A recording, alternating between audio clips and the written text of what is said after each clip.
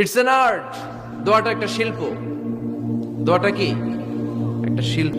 এটাকে রপ্ত করতে জানতে হয়, এটাকে আত্মস্থ করতে জানতে হয়। সব কাজের মধ্যে first class, second class, third class আছে না নাই? কারো দোয়া থার্ড ক্লাস দোয়া, কারোটা সেকেন্ড ক্লাস, কেউ করতে পারে ফার্স্ট ক্লাস দোয়া, ঠিক কিনা? দোয়ার মতো যদি দোয়া করতে পারেন, এটা হচ্ছে ফার্স্ট ক্লাস দোয়া, মুহূর্তে আরশে পৌঁছে যায়। এটাকে রপ্ত করতে হয়, এটার মধ্যে আবেগ জুড়ে দিতে হয়। অনেকে দোয়া করে আবেগ নাই, আছে না নাই?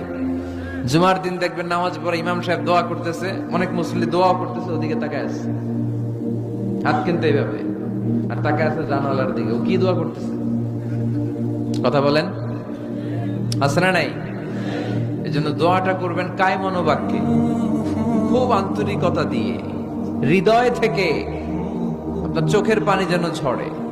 চোখের পানি যদি কোনো দোয়ার মধ্যে পড়ে, আপনি বুঝে যাবেন এই দোয়া আল্লাহর কাছে কবুল।